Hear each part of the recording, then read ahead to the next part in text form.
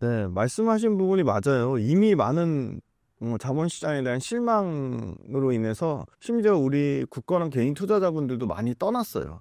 개인 투자자들 자본이 떠나고 외국인 투자자들이 떠나는 거에 근본적인 차이가 좀 있다고 보는데요. 외국인 투자자들은 사실은 정치적 불확실성이 저는 가장 큰 이유라고 보고 있습니다. 지금 탄핵 정국에 대한 불확실성이 언제 완벽하게 해결 국면으로 가냐에 따라서 외국인 투자자는 언제든 돌아올 수 있다고 보고 있습니다. 그 다음에 외국인 투자자들이 떠난 이유 중에 또 두 번째 이유는 국내 기업들의 산업 경쟁력 약화입니다. 근데 산업 경쟁력 약화는 특정 업종과 특정 산업에 해당되는 거지 우리나라 기업들의 모든 산업 경쟁력이 약화되는 부분은 아닙니다. 그러니까 산업별로 이거는 구분해서 봐야 될 것 같고요. 세 번째도 외국인 투자자들, 기관 투자자들이 많이 떠난 이유 중에 하나가 정부에서 강력하게 추진했던 기업 밸류업 정책 관련돼서 이게 조금 후퇴하고 있는 국면이 아니냐, 예전 같지 않다, 이거 제대로 되겠느냐, 이런 측면이 있고요. 그 다음에 외국인들이 한국 주식을 다 판 것처럼 돼 있지만 작년 12월 말 기준으로 이제 1월달 데이터 나오면 이게 조금 줄어들 것으로는 예상이 돼요. 삼성전자 순매도만 22조거든요. 그 전체 외국인이 판 게 25조 8천억인데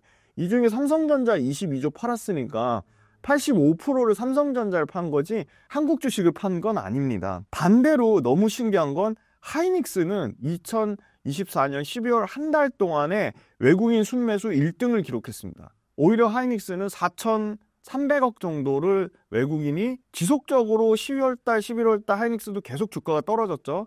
그런데 12월 달에 19만원, 18만원, 17만원 요 바닥권 가격에서 4천억 넘게 외국인은 순매수를 했습니다. 그러니까 외국인은 삼성전자를 판 거지 우리나라 지수를 판 상황은 좀 아니다, 그렇게 보고 있고요. 미국이 상반기 기준으로 19.2%의 중국을 제치고 우리나라 최대 수출국이 됐습니다. 그런데 미국에 대한 수출 비중이 어떤 산업이 높냐? 당연히 반도체가 가장 높고요. 자동차, 석유화학, 2차전지 순입니다. 그러면 반도체, 자동차, 석유화학, 2차전지 수출 비중이 줄 거냐? 줄 가능성은 자동차하고 석유화학 쪽이 약간의 타격은 있을 수 있는데 반도체나 2차전지는 대미 수출 비중이 구조적으로 크게 줄기가 쉽지 않은 상황입니다. 반도체 역시도 또 전제 조건을 달 수 있겠죠. 하이닉스랑 삼성전자가 HBM을 미국의 팹리스 업체에 굳건하게 납품을 한다는 전제 조건을 달았습니다. 그런데 뭐 하이닉스 같은 경우는 이미 25년도 올해 거는 HBM 납품이 다 끝났다고 공식적으로 밝혔고요. 삼성전자는 지금 사실은 HBM 사실 또 아직도 승인을 못 받았죠. 승인을 못 받았지만 엔비디아 외에 AMD라든지 브로드컴이라든지 다른 쪽으로 그 HBM을 납품을 진행을 하고 있습니다. 아마 이제 삼성전자도 25년도에는 계속 미뤄지고는 있지만 엔비디아에 어떻게 보면 납품을 하는 단계에 좀 나오지 않을까, 그런 기대감을 갖고 있고요. 모든 그 수입품, 미국 수입품에 대해서 이제 트럼프가 원하는 보편 관세를 부과할 경우에 대미 수출액이 약 31조 222억 달러에서 448억 달러, 그러니까 약 31조에서 62조까지 감소가 예상이 됩니다. 그런 부분은 당연히 반도체 업체나 자동차 업체나 석유화학 업체나 2차전지 업체한테 모두 부담이 될 거고요. 이익을 깎아먹는 요인이 될 건데 추정하는 겁니다. 아직 확정은 아닙니다. 그래서 조금 이제 1월 20일 날 트럼프 취임하고 나서 실제 이 보편 관세가 몇 프로 적용되는지에 따라 수출의 규모가 달라질 것 같고요. 그 다음에 우리나라 지금 최대 실질 경제 성장률 GDP가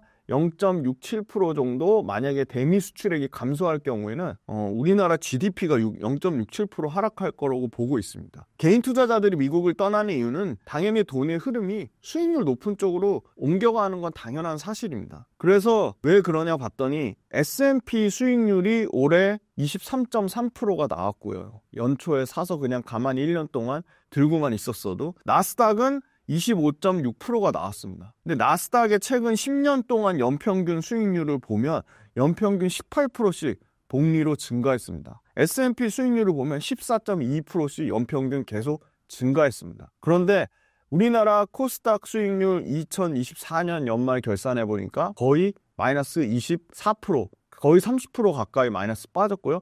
코스피 역시 선방했던 하지만 거의 마이너스 9% 가까이 빠졌습니다. 그러니까 코스피, 코스닥은 지수에 투자했어도 수익을 낼 수가 없었던 겁니다. 그래서 결정적으로 수익률 측면에서 극명하게 차이가 났고요. S&P랑 나스닥에 투자했을 때도 20% 넘는 수익률이 나왔는데 빅테크에 투자했으면 24년도에 50% 넘는 수익률이 수두룩했다. 기업들이 뭐 넘쳐났다. 50% 넘는 종목들이. 그렇게 보고 있습니다.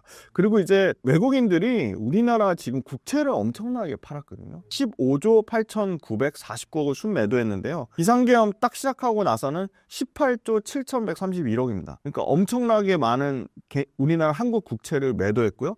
21년 9월 이후 역대 3년 이상 중에 최대치를 기록했습니다. 정부의 지금 국고채 총 발행 한도가 197조 6천억인데 지금 외국인이 한국 국채 팔고 역대 최대 규모의 소위 말하는 나라의 채무가 증가했습니다. 순 발행 한도가 80조. 그 다음에 정부에서 추가로 경정예산, 그러니까 추가로 돈을 더 발행하려고 한 게 20조거든요. 적자 국채가 약 100조 이상 됩니다.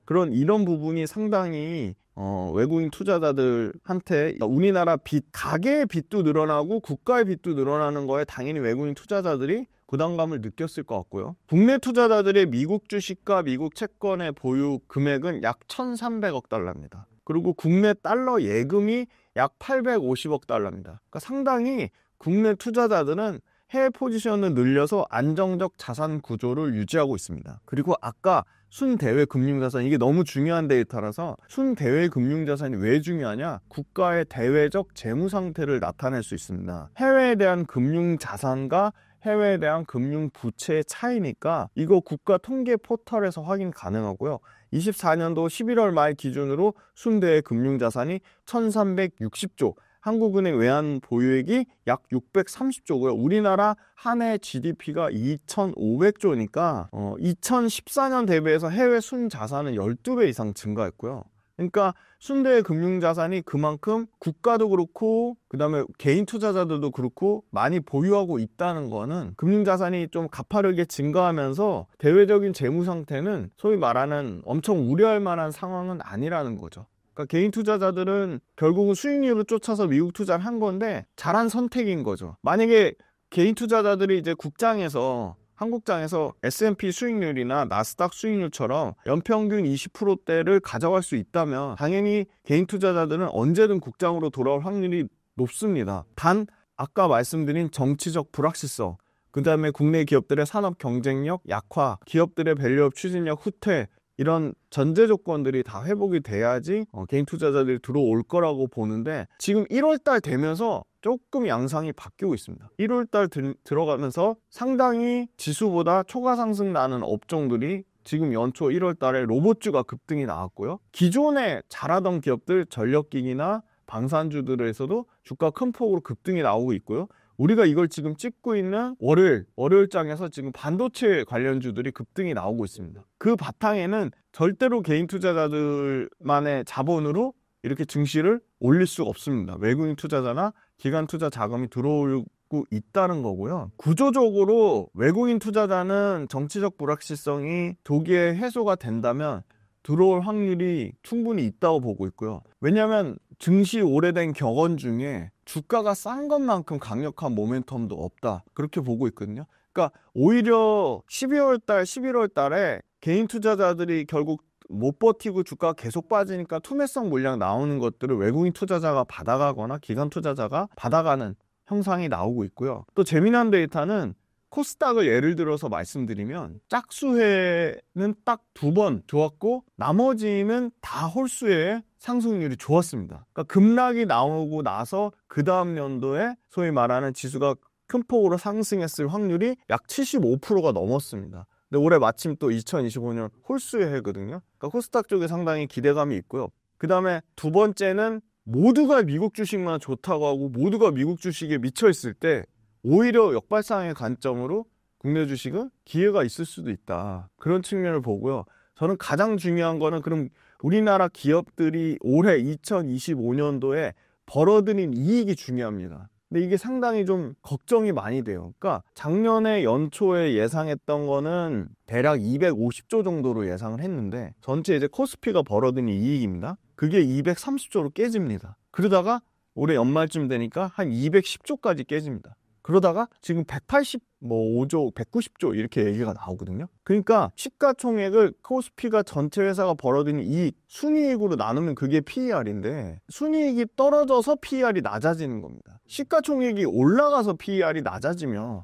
외형 성장해서 PER이 낮아지는 거는 저평가되어 있다고 말하는 건데 회사가 벌어들인 이익이 쪼그라들면서 PER이 낮아지는 거죠. 그러면 상당히 펀더멘탈에 어떻게 보면 이익이 계속 떨어진다, 이익의 추정치가 계속 낮아진다? 저는 그게 좀 치명적이라고 보는데 그럼 이게 계속 무한정 내려갈 거냐? 그건 아니라고 보고 있습니다. 어느 시점이 딱 그 이익이 계속 꺾이는 거에 분기점이 되냐? 지금 코스피 지수에서 가장 많이 차지하는 게 반도체거든요. 삼성전자, 하이닉스 합산이 전체 20%가 넘으니까 그럼 삼성전자, 하이닉스 제일 많이 차지하는 20%짜리가 언제 이익이 가장 떨어지는, 이익의 추정치가 가장 낮아지는 시점이냐? 전체적으로 주식시장에서 예상하는 거는 25년도에 2분기에 바닥 찍고 3분기부터 회복된다고 보더라고요. 근데 실제 업계에서는 2분기 쉽지 않을 수 있다. 그러니까 반도체가 보는 산업계는 2분기보다는 3분기를 보고 있어요. 2분기, 3분기 때도 계속 반도체 업체의 업황은 HBM을 제외하고는 좀 어렵다는 상황인 겁니다. 그런데 주식의 특성은 선반영입니다. 그러면 3분기를 만약에 실적에 소위 말하는 코스피의 이익이 가장 많이 떨어지는 시점이라고 보면 오히려 주가는 조금 더 선반영해서 2분기 정도 더 빨리 반영하면 올해 1분기. 그래서 대부분의 증권사에서는 상반기에 안 좋았다 하반기에 회복될 거라고 보는 데가 많고요. 상고하죠 얘기하는 데는 별로 없어요. 저는 반대일 것 같아요. 오히려 하반기에 반도체 업황이 좀 회복이 되면 그걸 미리 선반영해서 상반기에 좀 좋고 하반기에 좀 부진하지 않을까, 증시가. 상반기에 좀 부지런히 성장하는 기업들에서 투자를 하면 조금 기회가 있을 수 있겠다. 외국인 투자자들하고 개인 투자자들이 국내 주시장을 떠나는 이유에 좀 근본적인 좀 차이가 있다. 그렇게 보고 있기 때문에 이런 구조적인 문제점들이 해결되고, 그거보다 더 중요한 건 우리나라 기업들의 아까 말씀드린 전체 영업이익의 합산이 추정치가 더 안 꺾이는 시점이 보면 그 시점이 지수상으로는 아마 바닥 가능성이 있다. 그러면 그때는 상당히 좋은 투자 기회가 될 수 있겠다. 근데 그게 상반기냐 하반기냐는 몰라요.